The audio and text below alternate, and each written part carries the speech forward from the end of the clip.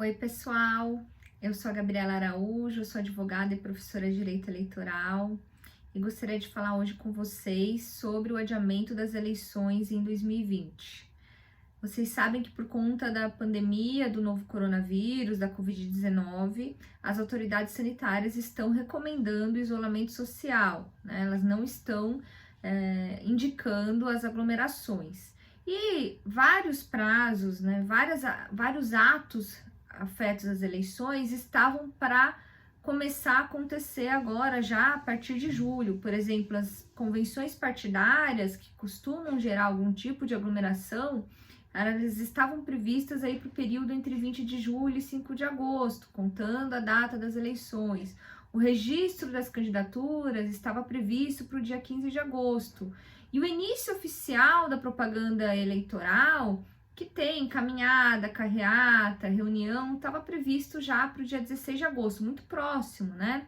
Eu estou gravando esse vídeo, hoje é dia 9 de julho, então falta um mês praticamente para que as coisas começassem a acontecer. Então, o Congresso Nacional se reuniu, e muito com o apoio do Tribunal Superior Eleitoral, e decidiu promulgar a emenda número 107, emenda constitucional número 107, que adia a data das eleições para o dia 15 de novembro. Originalmente, as eleições estavam previstas para o dia 4 de outubro. Então, elas foram adiadas para o dia 15 de novembro, em primeiro turno. E se houver segundo turno, nos municípios que houver segundo turno, as eleições vão ser no dia 29 de novembro, em segundo turno. Com isso, todos esses prazos que eu falei para vocês também foram adiados, né? Então, as convenções que aconteceriam já em julho, elas foram jogadas para o período entre o dia 31 de agosto e o dia, eu até anotei aqui, e o dia 16 de setembro. Então, entre 31 de agosto e 16 de setembro acontecerão as convenções partidárias. E o registro das candidaturas também, o último dia do prazo, que já seria no dia 15 de agosto, como eu falei para vocês, já foi jogado para o dia 26 de setembro, né? Com relação às convenções partidárias, é importante falar que já tinha decisão do TSE reconhecendo a autonomia dos partidos caso desejassem realizar as convenções de forma virtual, que não promoveria aglomeração. Mas também há que se reconhecer que caso os partidos queiram fazer as convenções presenciais, é uma liberdade deles, porque existe essa autonomia partidária. Então, quando a gente joga a data das convenções para agosto, entre 31 de agosto e 16 de setembro, cria-se também uma expectativa de que aqueles partidos que não tenham optado pelas convenções virtuais, que eles tenham um pouco mais de segurança de realizar as convenções presenciais, e que a pandemia esteja um pouco mais controlada até lá. A ver, né? De qualquer forma, a própria emenda constitucional número 107 também fala que as convenções partidárias podem ser realizadas de forma virtual, caso assim decidam os partidos. Com relação à propaganda oficial, também se ganhou fôlego, né? Eu falei para vocês que se a gente tivesse mantido a data das eleições, o último dia de registro seria o dia 15 de agosto, e a partir do dia 16 de agosto já começaria a propaganda oficial. Com esse adiamento, a propaganda eleitoral oficial, ela começa a partir do dia 27 de setembro, né? Você ganha um tempo aí para começar a propaganda eleitoral oficial. E com isso, as pré-candidaturas também ganham um período maior de pré-campanha, que a gente chama de pré-campanha. Não é a campanha oficial, mas já é algum tipo de movimentação de divulgação das pré-candidaturas, né? Os pré-candidatos podem fazer algum tipo de propaganda desde que não façam pedido explícito de voto. A própria legislação diz isso, que é possível a pré-campanha, é possível uma propaganda da pré-candidatura desde que não se peça explicitamente o voto, e isso pode ser feito, está sendo muito feito de maneira virtual.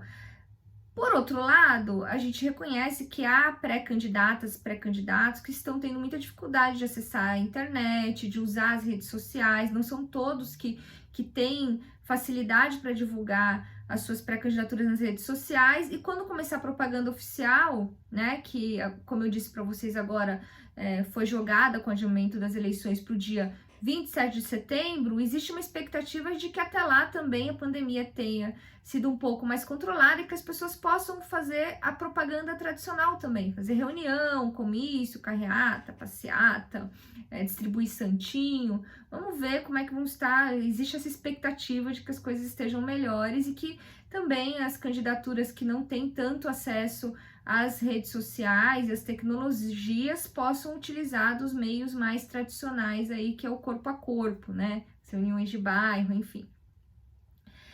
Com relação aos prazos, é importante informar que aqueles prazos que estavam sendo contados com base na data tradicional das eleições, que estava previsto para o dia 4 de outubro, esses prazos que expiraram antes do dia 2 de julho, que foi o dia em que houve a promulgação da emenda constitucional, esses prazos estão preclusos, já foi. O que passou, passou.